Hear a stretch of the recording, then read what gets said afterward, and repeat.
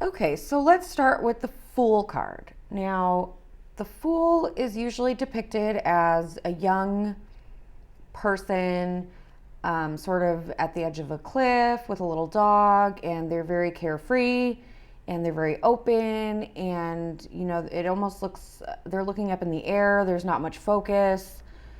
That's usually how the Fool is depicted. Now, for me, I have always actually been really uncomfortable with the Fool card, only because I am a planner.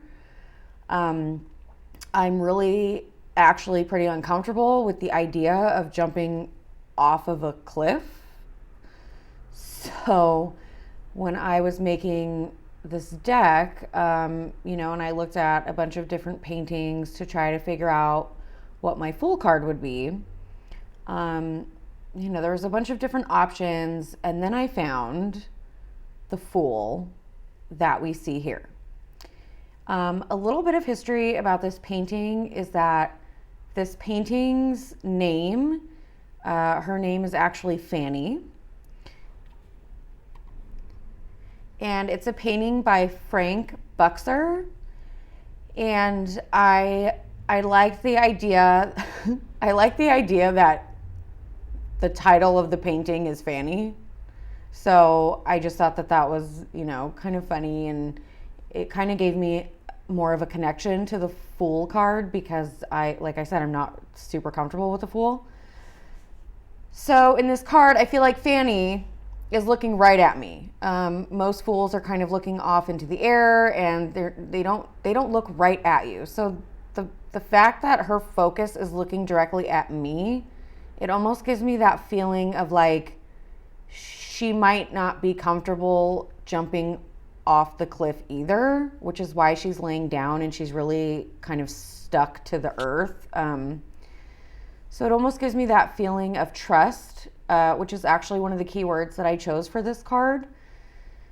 And I just like that she's looking right at me and I'm looking right at her, and it's kind of saying, I'm going to trust her, she's going to trust me, and together we're going to trust the universe and, just go from there and see what happens. So it's kind of, a little bit about my Fool card in the Pensive Path. And really quick, I wanted to show you too that this painting is actually a landscape painting. It's actually a lot wider, than the card. So I had to format it to fit the vertical layout.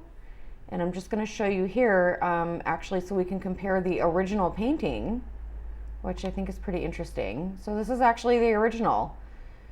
So you can kind of see, her feet kind of dangling off of the side of the rock there. And I had to actually kind of go back and, I kind of just had to kind of see where I was going to cut it off on the card, because I wanted to make sure I got the edge of the cliff, because I feel like the cliff is a really important aspect of the Fool card.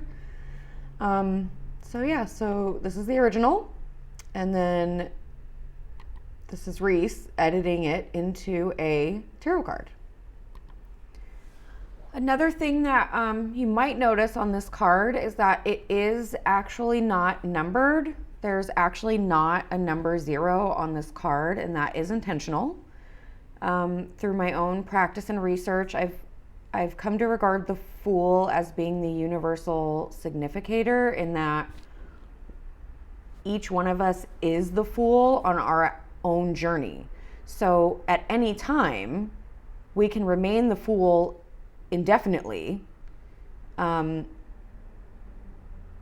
or we can embody any other card that the Fool may be paired next to.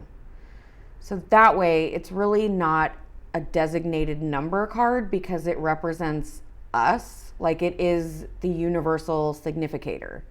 So that's kind of why I decided to just leave the number off of it. I thought that was kind of an interesting idea. I don't see that done a lot. A lot of the times the Fool card will have a number 0 on it, which is fine, which kind of also represents, no end, no beginning. But yeah, I just made an artistic choice to just leave the number off, and kind of because that's what it represents to me. Another cool thing that I kind of wanted to share is, see, I'm gonna switch cameras here. So another kind of cool thing that happened as I was creating the deck is, I'm gonna bring it a little bit closer here. So this is the Fool card. Oh, sorry. This is the Fool card. And then I'm actually going to put it right next to the World, because if you look at the World card, and this is just my own thing, I sort of think that if you look at the facial structure on the Fool and the World, it really looks like this is the Fool throughout her entire journey. And when she gets to the end of the journey, she, you know, kind of becomes an older woman, and she's gone through all of these lessons. So this isn't something I noticed until the whole deck was complete, but I just really thought that it was really interesting in that, you know, we started here with Fanny the Fool, and then by card 21, you know, she's really gone through the Fool's journey as herself. And, you know, this is her at the end, at the conclusion of that journey. So I don't know if anybody else is going to recognize this. I don't know if I'm crazy, but I just really thought that it was like a little interesting thing that I had noticed at the end, that they have very similar facial structure. So anyway, it was just kind of something fun that I noticed as the creator, and it wasn't done intentionally, but I'm still noticing new things in this deck every time I look at it. So yeah, so that's a little bit of my intention behind the Fool, and I will be back in a bit with the next card. Thanks.